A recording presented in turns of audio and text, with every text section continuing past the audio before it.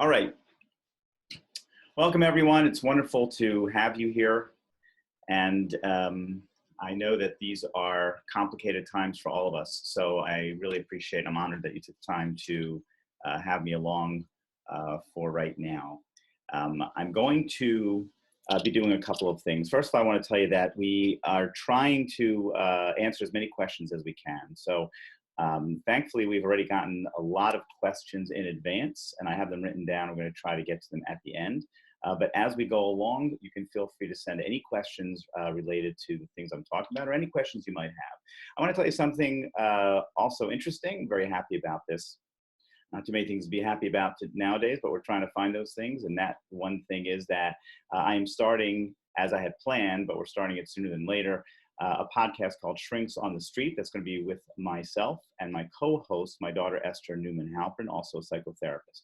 So if you go to NeumanMethod.com, N-E-U-M-A-N, NeumanMethod.com, you can send questions there because later this week, hopefully Thursday or Friday, we're going to have our first podcast out there. And sorry, the production person's telling me I was hovering too much. Everybody getting centered here. Sorry about that. So if you go to NeumanMethod.com, and you'll be able to see the information on the podcast. And that way, any questions that we don't get to, any questions you have going forward, that would be a great forum. Of course, if I have the opportunity to give another live course, I will do so. So that would be great. Hold on one second if you can.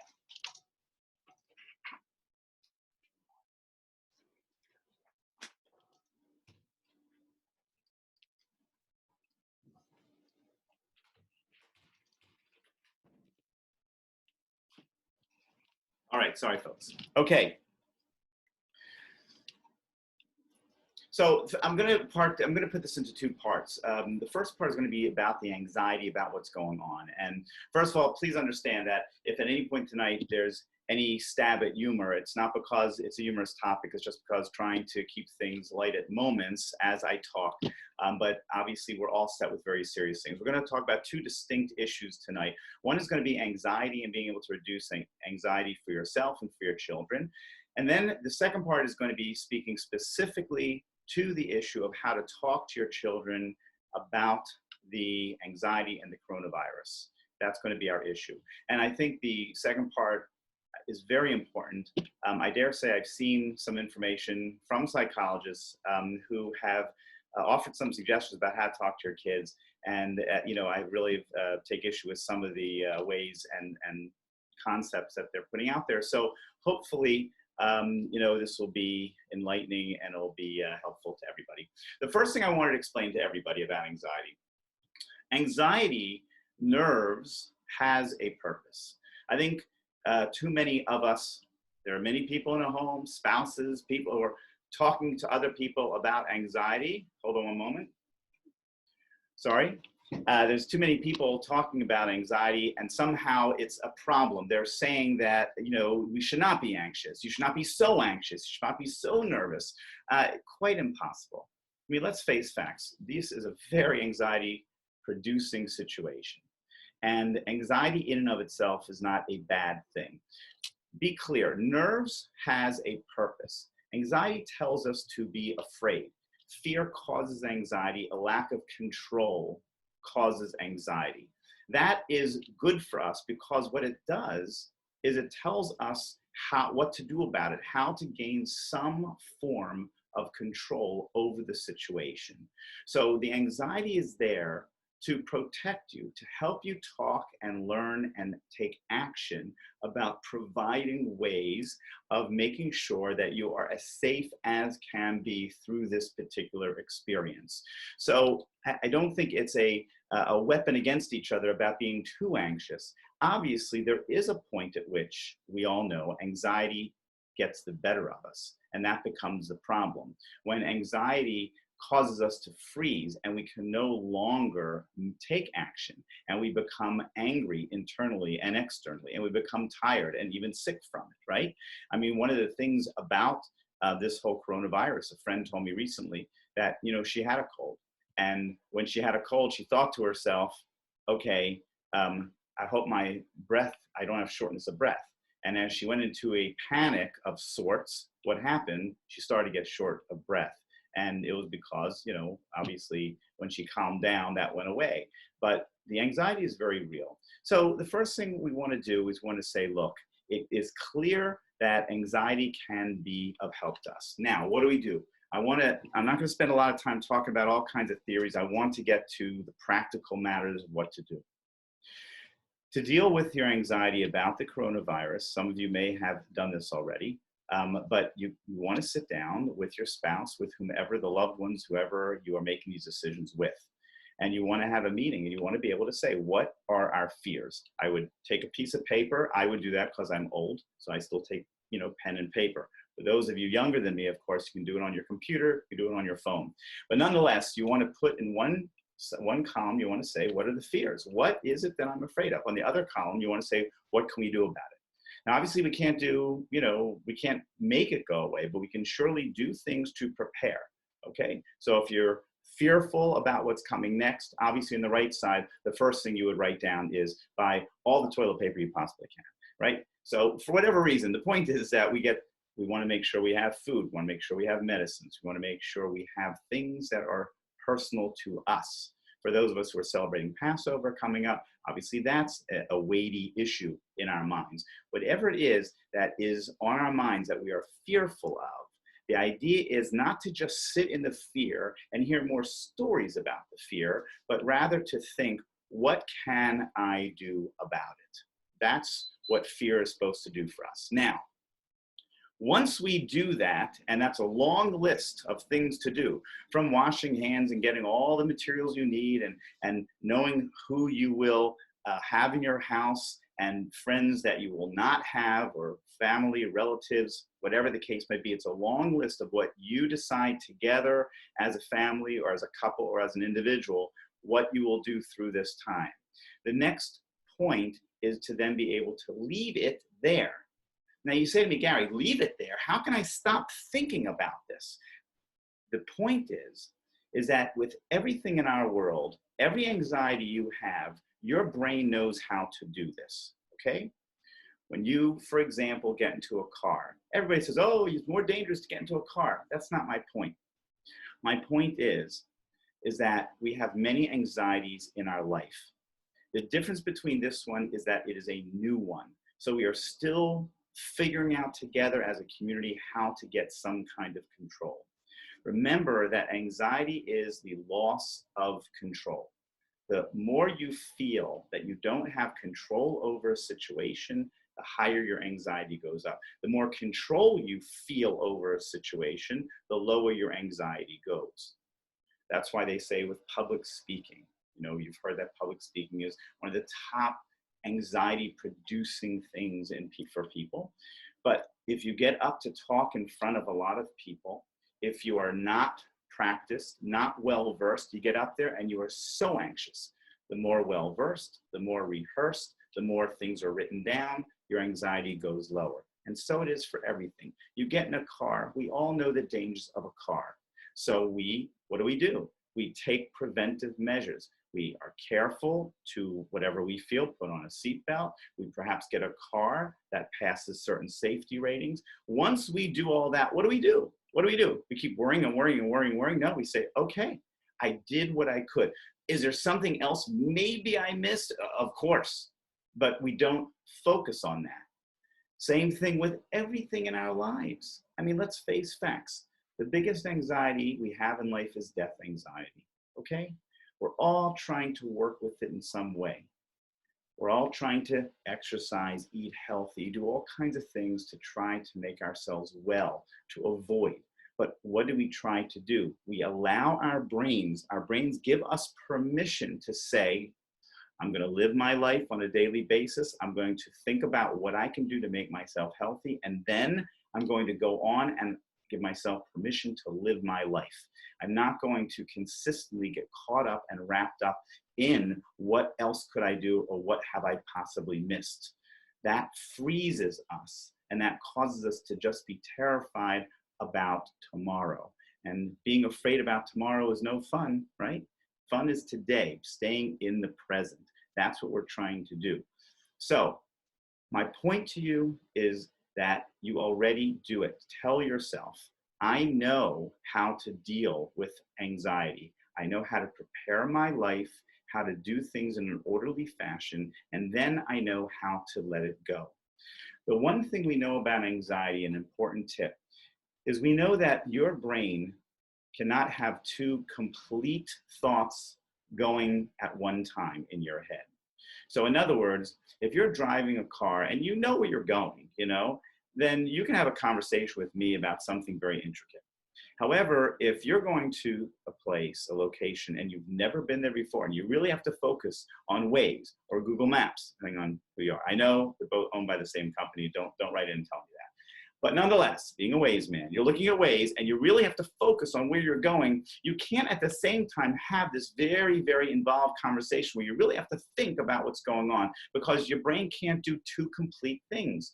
So the point is once you have made your decisions and your preventive and your preparations and the care of your home and family as you've decided, then you allow yourselves to get involved in other things.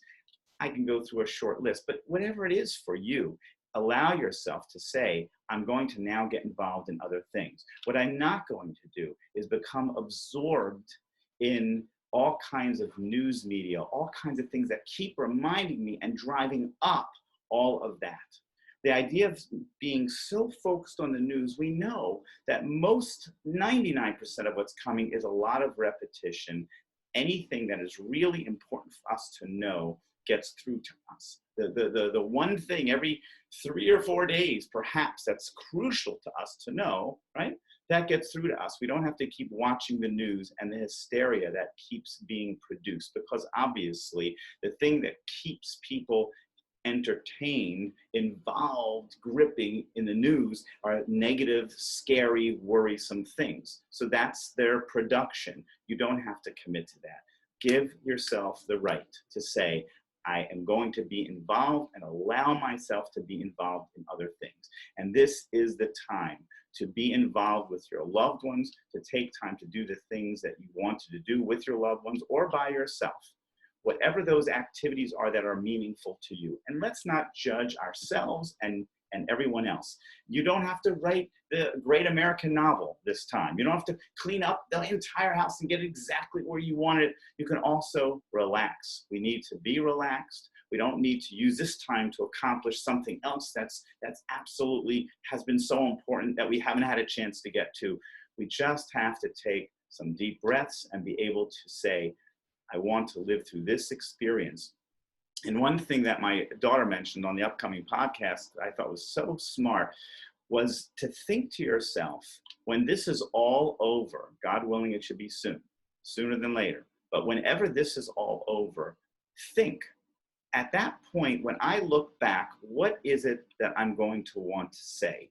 What is it that I'm going to want to remember about this time? So, we always say hindsight's 20/20. Oh, if I only knew, well, foresight. Your foresight can be 20/20. If you think at the end of this, what do I want to leave this with? And if you say to yourself, what are those things that are important to you? Hopefully for most of us, it can be that we're closer to our loved ones, that we spent more time caring for people and having people care for us. We grew together closer to our family members, whomever it is that we were cooped up with, or we accomplished some personal things or just took some well-needed restful time for ourselves. So that's my deal on anxiety. I don't mean to intend that it's absolutely complete and that there's nothing more about it, but I want to stay very practical and I want to get to the part about the kids. And of course, any questions that you have, feel free to write them in addition. Now, we are having kids in our house, right? They're your kids and they're in your house, but they're in your house a lot more than you anticipated, you expected.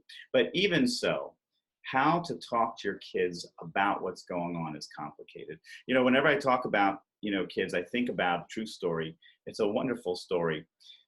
And it's about a young mom who has a toddler in a supermarket, in, a public supermarket kind of place. And, the kid starts screaming and yelling and having some kind of fit.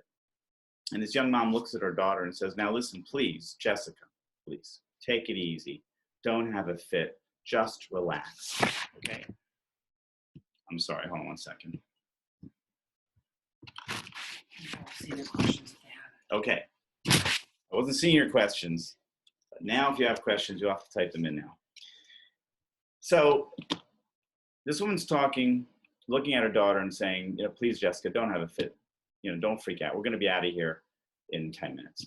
But this older gentleman sees her and is very taken with her, and he kind of, follows her from aisle to aisle and keeps tabs on her. And every time this little girl has a fit and starts pulling things off the shelf, I mean, this mom really maintains her composure and says to her daughter, look, please, Jessica, 5 more minutes. Don't freak out. Everything's going to be calm. It's okay. So on her way out, the gentleman comes over to her and he says, listen, I'm sorry, I don't mean to have been eavesdropping, but I have to tell you, it was so refreshing the way you spoke to your daughter, Jessica, the way you told her to calm down, not to freak out, not to have a fit. It was so nice as a mom for you to do that. At which point she stopped and she said, sir, I don't think you understand. You see, I'm Jessica. So whenever I think about that, I think, yes, sometimes being there for our children, it's very, very demanding and it's very complicated. Okay, here's the issue. There's 2 issues that we must get across. The first, I think everybody knows. The first issue is that our children are going to look to us as a model for how to deal with this particular situation. So we know that as parents, we often don't have the luxury of being able to speak out and show our anxiety. For example, you're on a plane. Hold on one second, I apologize. That's a question. Okay. We're going to deal with them. We'll get to them. Thank you for somebody with some questions that are coming in. So you're on a plane and there's turbulence on the plane, right? And you're freaked out. Who isn't? And your kid looks at you and says, is everything okay, mommy, daddy, whatever? What do we do? We don't look at that kid and say, I don't know. Of course not. We swallow hard and we say, yes, of course, this is okay. So my point is that our children very much are dependent on our calm response. They're dependent on it. Why? Because they're kids and they don't have the ability or control to manage their own lives. Just like I said, your anxiety goes up when you have less control. Well, when you're a kid, you don't have control, okay? You can't go out and prepare and buy and do all the things you need to do. You don't have all of that ability to do things to try to gain control over your life. So your kids look to you to maintain control for their lives. So they want to understand that you have this under control. That doesn't mean you know everything. Doesn't mean you know everything that's going to happen. It just means that they know that you have an intelligent response and a calm response, and that you're doing what you can to maintain as much control as possible. That's number 1. Here's number 2. It is always, I find, the mistake of loving parents to rescue their children. What I mean by that is we don't want our children to be anxious, nervous, upset, sad, anything. We only want them to be happy. But in our desire to have them always be happy, we're going to be hurting them. Because our children don't need to always be told that everything's going to be okay. We jump to rescue our children and reassure our children way too early. And the problem with this is that we don't allow them to have the expression of their feelings, and we don't allow them to have somebody, me, their parent, most important, to really understand them. Your child, the best thing you can do for your child is to get her. If you just understand your child, that will mitigate all issues and circumstances. Children don't need to know the answers. They need to feel that their parents understand their feelings, that they're not alone in their feelings. And that is the most important thing that you can take away from this particular conversation, is that your job is to make sure to the best of your ability that your children feel that you really get them and you really understand them. And we're going to talk about a lot of, what that means. So instead of just telling them everything's going to be okay, that's what we want to avoid. Yes, you will reassure them, but you will reassure them only after you have given expression to how it is that they feel and what it is that is troubling them. Think about it for yourself. If you say to somebody, I'm scared, and your spouse or friend says, don't be scared, nothing to worry about, does that make you feel any better? Doesn't make you feel better. It just makes you feel like the person didn't hear you, right? So very often in life, even as adults, we're not too happy with people who are just telling us not to feel the way we are, even though they're trying to be nice about it, yeah? Also, that's the easiest way of dealing with something. If your kid says something that makes them nervous or they're upset about, the easiest thing for you to do is just, don't worry about it. Don't worry, it's all gonna be fine. It's gonna be great.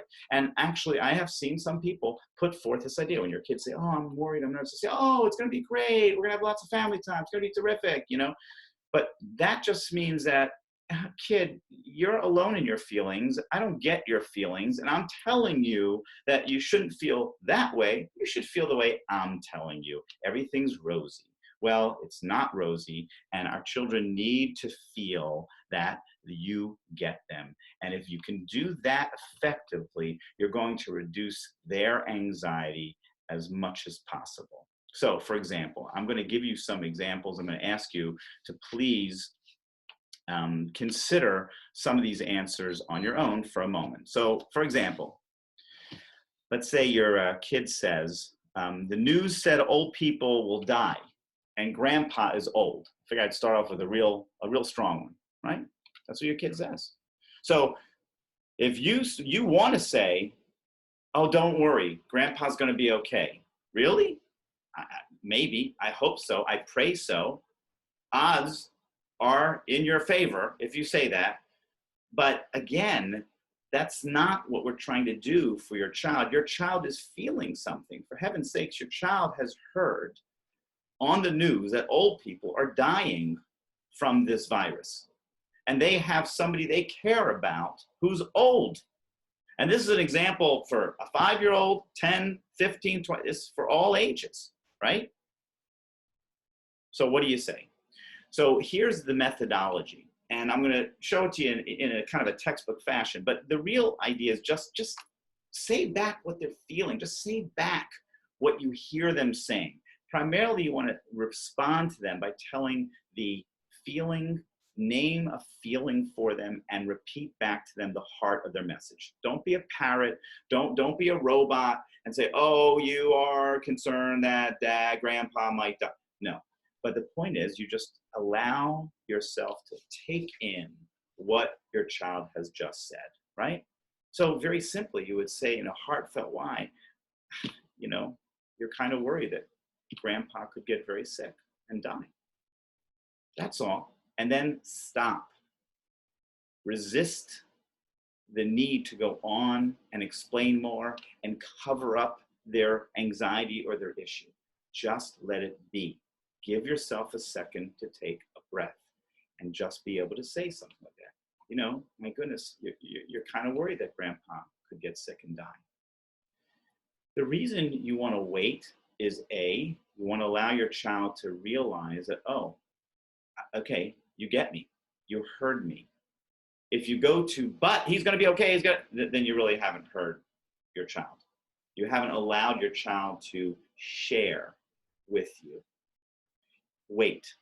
The other thing is that sometimes if you wait, then your child will start talking to you more, and you might learn more information that you would not have learned if you just reassured them.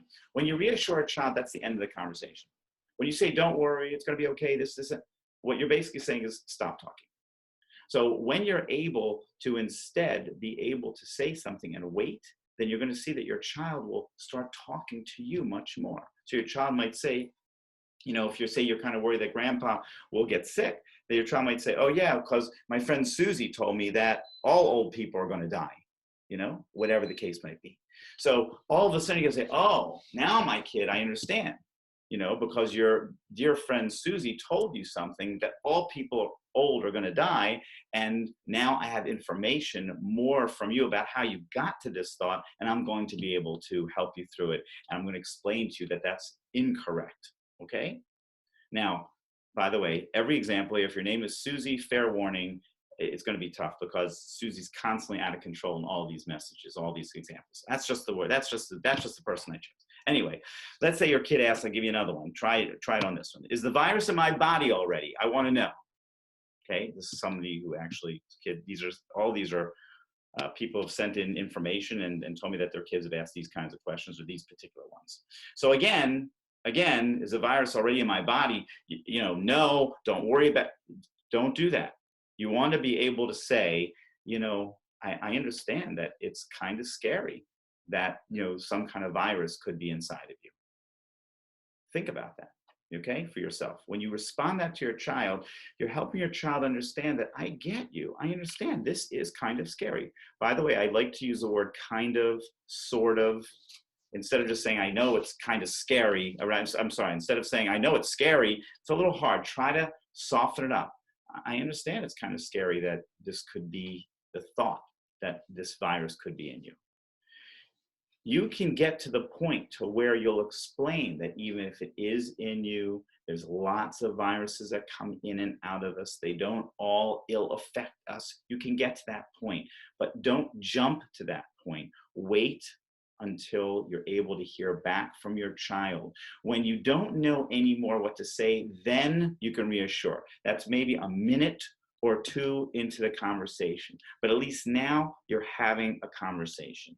If you were to say, you know, I know it's kind of scary because this virus, you know, could be in you. If you say something like that, then your child might say, oh yeah, because Susie told me that once it gets in you, you can never get it out. All right, that's Susie again. She's always making issues and troubles for your kid. But the point is that you will learn, oh, okay, again, you might learn more information that says, oh, this is why my child is worried, and this is how they're getting that particular information. Let's say a kid asks you, why can't I go out and play with my friends? Great question. Instead of just answering, you want to again say, what's the feeling that your child's feeling? Child's feeling frustrated. Why? Because they're disconnected from friends. I get it. You know, you're frustrated that you can't be with your friends, and you love being with your friends. Now, I get you. That really sends this message to your child that I understand where you're coming from, okay? I'm not going to talk about what Susie said about that one. What happens if you, mommy or daddy, die? Now, heck of a question. By the way, it's not a question that, you know, I think that's a question that somebody sent to me, but people get that anyway. A lot of times kids, as they age, begin to worry about that. Sometimes they can be very young. They can be 5 years old and have those kinds of thoughts. Surely by 7, 8, 9, you know, these are the kinds of thoughts that kids have. What happens? So again, instead of saying, I'm not going to die, don't you? No, you want to say again, what is your child expressing to you? They're expressing a fear. They're expressing that they're scared. Okay? So yeah, I understand. It is scary to think that this could hurt mommy or daddy.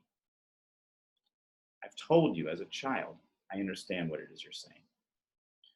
If your kid says, I don't want to stay inside all day and not see my friends, I understand how frustrating it can be to not see your friends. Why can't I be online longer? It is. I get it that you're upset that you want to have no time limits on your online activities. In other words, first, just give the feedback to your child, okay? It's so important. And I hope you've heard it before. I don't know if you have, but you might have, and most people don't do it effectively and don't continue to do it. But now more than ever, our kids need you, their parents, to be able to do this. Now, once you are through that, once you've had a conversation, then it is time to reassure. But try to reassure with some sense of how you've thought about this. So in other words, to say, oh, but don't worry, mommy and daddy aren't going to die. instead of saying that, talk to your child intelligently. Well, listen, we don't know exactly what's going to happen. God is in control, but let me explain to you. These are the precautions that we have taken. We have taken precautions to reduce the odds that we'll get sick. If the virus is in you, it very often does not have an ill effect no more than when you have a bad cold. We will be watching you if, God forbid, it does happen to you, and we will be monitoring and making sure that we get you the best help and doctor, just like we do anytime you're sick. In other words, you have to, instead of just saying to your child, don't worry about it, because that only means I better worry about it. Instead, try to give the clear conversation that expresses and explains to your child how you got to the place of reassurance. Why are you reassured? And whatever reason you're reassured, that's the reassurance you want to be able to offer your child. Okay, we're going to get to some of your questions in a minute. I want to talk about one more thing. And, as you know, if you've heard me speak, I try not to go on and on. So we're trying to keep this short and to the point. I want to talk for just a couple minutes about your schooling at home. It's not much of a detour, because I think everybody, I think I've seen more memes about it. I haven't seen much productive things about it. A lot of memes, kind of like, we can't do this, so we're just going to make fun of it, which is totally okay. I think the memes are pretty funny. But I do have something to say about it, and perhaps it's another talk, because I have a lot to say about it. But interesting enough, having nothing to do, obviously, with Corona, but my wife and I did homeschool 4 out of our 5 children. My oldest, by the time we started, was already well invested in school and wanted to continue. But my 4 younger children, we did homeschool from 1st grade through 12th grade. And the youngest are 24. And I'm happy to say, I couldn't say this at the time, because there's no doubt that my wife would wake me up in the middle of the night. True story. She would say, "Oh my gosh, I don't think they know their times tables." And I would look at her and hold her hand and say, "Honey, don't worry. I don't know all my times tables, so it's going to be okay, But my point is that those kids are all, have college degrees and post-college degrees. 2 have graduate degrees in mental health, 2 are lawyers. So, we did something right educationally.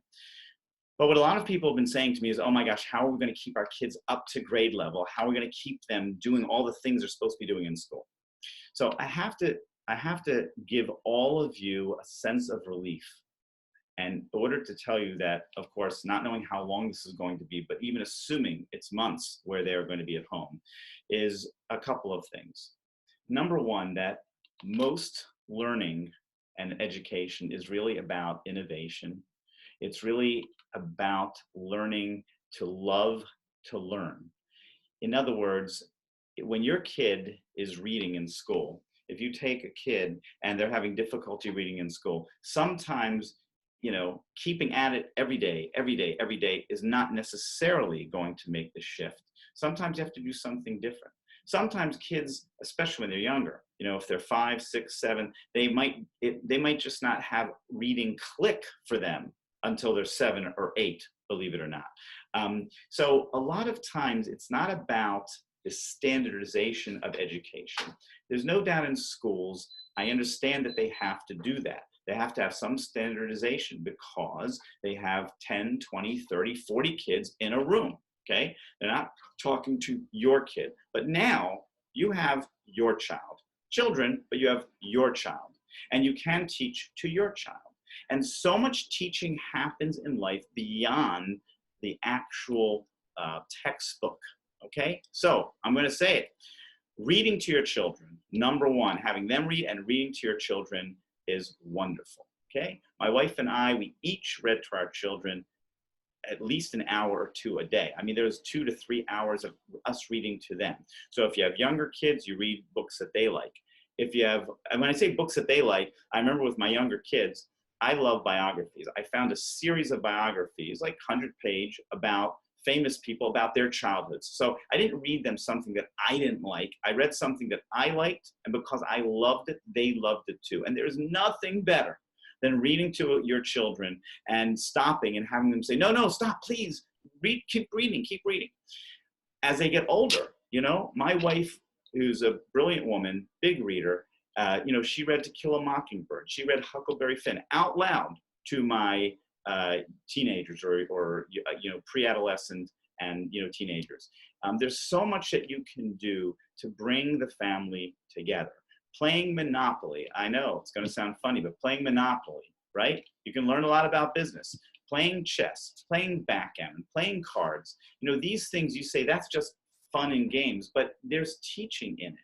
Also, yes, limiting a lot of the online activities is important, because the one thing we learn as people is that boredom develops creativity. Boredom breeds creativity. So obviously, if our children are just able to all day long play video games, then there's never going to be any boredom under those circumstances. But if we can find pockets where they cannot go online and deal with everything, the whole online world, then what we'll see is that they will want to innovate and do things for themselves. So I had somebody recently tell me their 6-year-old who's in 1st grade, I'm very worried about him because, you know, the whole second half, what's going to happen? And I said, it's okay. You continue reading, have your son continue reading, you know, do these activities, put these jigsaw puzzles together. By the way, when my daughter and I were talking, she reminded me that when you do jigsaw puzzles, when you plant, when you do certain things, you create, and you also see the passage of time. So that's really nice because, you know, the jigsaw puzzle, the puzzles are there, and as you put them together, you see they start to develop more and more and more, and it gives you a sense that we're creating something as a family. Also, as a homeschooler that you are now, a homeschooling parent, you do have to have centers. You have to have set up places, spaces for your kids to be able to read, that's comfortable, listen to music, do art and crafts if they're of that age. If they're older, you know, build things, develop things that is within their scope, play the music that they need to play. And try to make your home an environment of learning and be interested in learning yourself. So if they see you reading, if they see you involved with them, it is absolutely wonderful. I remember the day my wife and I decided we're going to homeschool our kids, it was like, wow, it's all on us, you know? All of a sudden, it wasn't like when my kid would ask me, how does a motor work? I wouldn't say, I don't know, you know, your teacher will know. Go, you'll find out about that in school. No, I said, I have no idea. Okay, you know, let's look it up. Let's try to figure it out. I'm curious. Let's see if you can build one. By the way, I never built a motor, but nonetheless, I wanted to, and I was interested in it. But my kids have, so they're a little ahead of me in that way. But nonetheless, it's about being able to relax and say, listen, we got a lot going on right now. Parents, give yourselves a break, okay? You have a lot going on. You're worried about this virus. You're worried about yourselves, your kids, your parents, grandparents, relatives. There's a lot going on right now. You don't need to have the pressure of, oh my gosh, I'm going to fail my kid if they don't do everything immediately. You just have to say, okay, take it week to week. You'll get better and better at this, but for now, just allow yourselves to have as much time together, allow them to do as much things that are interesting and innovative and different as well. All right, I'm going to go to some questions that we have, and then we'll try to get to as many as we can. One person asked, okay, well, one person asked, this is separate, but you know, asked about telling extended family that they're not really welcome to our homes. This person asked about Passover, but that could be about anything right now. You know, how do we tell our parents or grandparents or whatever the case might be that they're not welcome, whether because we're worried about our safety or their safety? And the simple answer to that is, again, with love and respect. You know, we are going to have to make some complicated and challenging decisions. And most of all, the same technique I talk to you about helping your children know that you understand them is the same technique I want you to have with your spouse, with your parents. You know, if you want to tell somebody that they are not any longer invited to come stay in your home for a holiday or whatever during this particular time because you have your kids at home, things are out of control or wild, you feel that way, or you're worried about health and well-being, then you want to be a good listener as well. You don't want to just say, hey, it can't happen. You want to be able to listen to them, understand their nerves, their frustration, and then once you do that, whatever you have to say to them with love and respect will be so much more accepted from them. Moving along, somebody asked me about, Beatrice asked me about breathing techniques, and that was just the question. It's a wonderful point, one that, again, goes beyond the scope of today, other than, please understand that, you know, meditation gets a bad rap. You know, we all think about, you know, monks sitting for hours somewhere or some weirdo, you know, whatever. There's meditation apps. They are very healthy. The science, the brain science on meditation is remarkable, how it really changes the brain. It calms us down. I'm not a huge meditator myself. I've dabbled over the years. I have a son who meditates and teaches meditation and has enlightened me about it as well. So the idea of breathing is stopping and closing your eyes and having a deep breath, breathing in slowly for 3 seconds and then letting it out over 4 or 5 seconds a few times. You'd be amazed how many days you go without ever taking a deep breath. And breathing does really help us settle ourselves and calm ourselves. So it's not an automatic answer, but it is one of the things that you should look into during this time. You should be looking at a lot of things. It's not about any one answer, but being able to look at breathing, meditation. There are meditation apps. Some of them are free. Some of them are, you know, a small fee. They are worth listening to. And those meditation apps, by the way, they have like hundreds of subjects and hundreds of different people talking you through 5-minute, 10-minute meditations or longer. So it's no longer what it used to be, where it's just, you know, one 30-minute thing of some. You can find your way much better. So enough on that, but you talk more about that as well. Somebody else asked, okay, we talked about that, about not seeing friends. Hopefully we had covered that. You know, also, again, reassuring kids.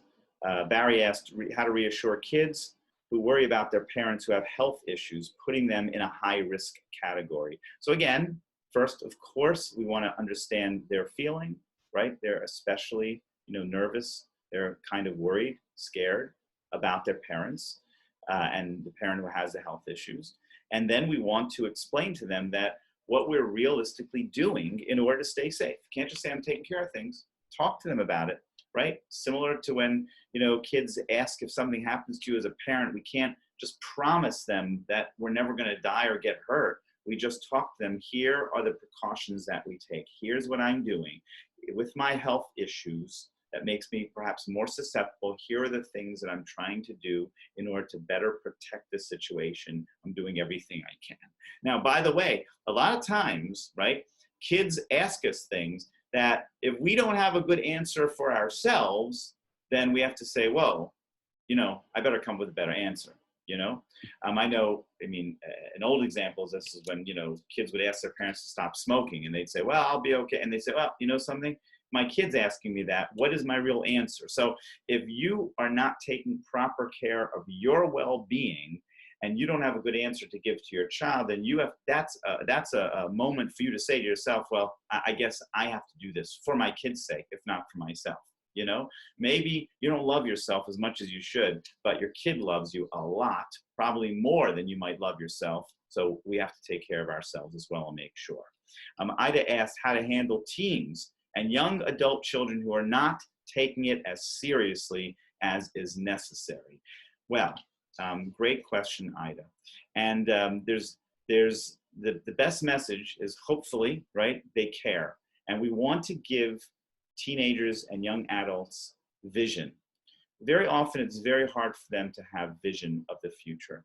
So obviously after again, talking to them in a way that helps you understand their point of view, even if you disagree. You know, I understand that you think and feel this is overkill, and that, you know, we're all being much more anxious than we need to be, and that you'd like to go about your business.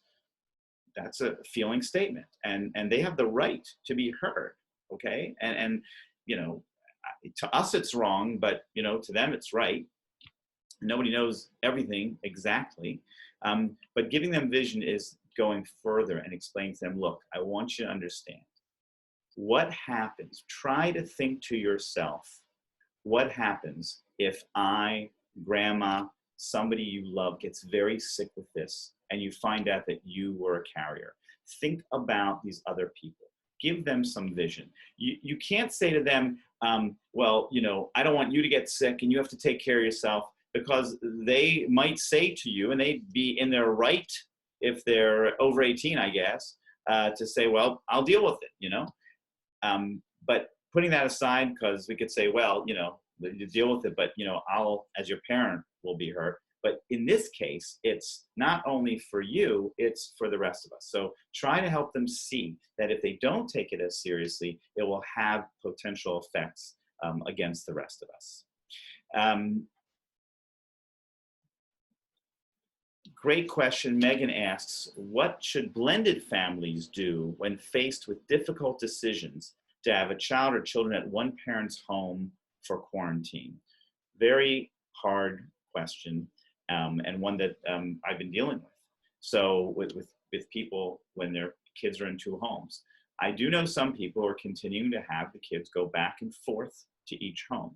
But of course, this is what it means to be good parents. This is what it means to be good co-parents, to have a discussion and an understanding that in both homes, we are going to be keeping a standard of health and care through this coronavirus, okay?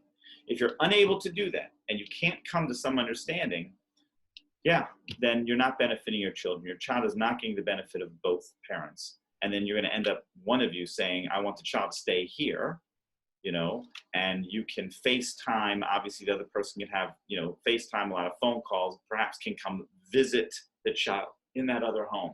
But ideally, you still want to be able to have the children go back and forth to each home and be able to have a calm conversation with your co-parent to say, listen, we need to do this for our children. Our children need both of us now more than ever. So hopefully, again, the ideal under the circumstances is for the two of you to be able to hear each other and come to some kind of agreed terms under those circumstances. I want to, we have a lot more questions. Just because of the time, we're not going to get to them. I'm going to try to get to all of them in our podcast or in a future live course. Please go again to neumanmethod.com, Neuman method.com, and try and we'll post things there as far as when next things are coming out, whether live courses like this or the podcast called Shrinks on the Street with myself and my daughter, Esther Neuman Halpern. I want to end off by saying that, yes, after all of this, clearly one of the best things that our children can take away from this message is that we came together as a family. You know, these are the times to remember that, you know, all we have, the most important things we have here in life is our connections. We're not taking anything else with us, you know? It is the connections and the feeling of love and time that we have with our children. And so much about our childhood, and think about your own childhood, it's just about remembering the fun times, the times we giggled with our parents and our siblings, the times we had pleasant times, and you want your child to walk away from this, God willing, without any illness, hopefully, but no matter what, to remember that we were close as a family. We had pleasant times. It doesn't mean that there won't be some screaming at some point, or somebody won't be anxious or upset, or something goes wrong. Let it go wrong. Regroup, okay? This idea that we have about, you know, this Facebook life where everyone else is just, everything is smooth and wonderful. I mean, come on, it's ridiculous, and it's out the window. So we know that everybody together is now trying to make it work for each other and for themselves. So you do that, okay? You judge nobody else and don't judge yourself. You just do your best and your children will remember that this was a time of life where we really, really did have some special time. There are people already telling me that since their kids have been out of school, they have been calmer, right? They've been, less anxious about the school environment. Schools are wonderful. They often offer a lot of socialization. They offer a lot of things, but sometimes we do need more time with our parents. That's not the school's fault. Sometimes kids come home from school and the parents still aren't there. So, kids are so benefited by having their parents around, not interacting with them all the time, but having them around. And you're benefited by knowing that this is what life is about. And you and your spouse, whoever is with you in your home, make sure that whatever it is, by the time you go to sleep at night, you say, we've done some pleasant things for each other. One of the things that we have to come out of this whole issue with has got to be to remember that we've learned what it takes to put a smile on the face of our loved ones and what it takes to put a smile on our own face. And, life is complicated, but sometimes we have to simplify it and tell ourselves that we just have to keep working at trying to love others intensely and be loved by others as well. Thank you very much. Please keep sending your questions. I'll do everything I can do to help. Email me, go to newmanmethod.com, and I hope it's been helpful. And I really, really am honored that we had so many people who took the time to spend time listening to me, and hopefully it's been great for all of you. Thanks so much, everybody. Take care.